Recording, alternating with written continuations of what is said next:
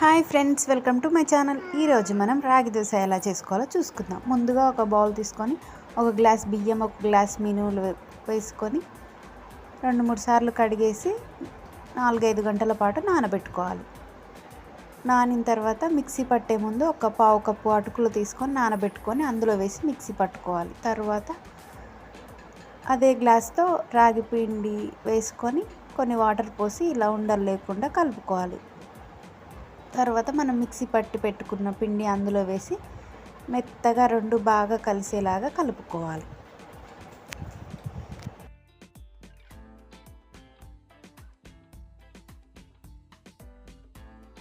తర్వాత మనం మూత పెట్టేసి నైట్ మొత్తం వదిలేయాలి. మార్నింగ్ తీసి చూస్తే ఇలా ఉంటుంది. తర్వాత మనం దోశ బ్యాటర్ కన్సిస్టెన్సీ కోసం కొన్ని వాటర్ యాడ్ చేసుకొని రుచి కోసం కొంచెం ఉప్పు కూడా యాడ్ చేసుకోవచ్చు. సాల్ట్ యాడ్ చేసి కలుపుకొని స్టవ్ ఆన్ చేసి దోశ ప్యాన్ పెట్టేసి కొంచెం ఆయిల్ అప్లై చేసి దోశ వేసుకుంటే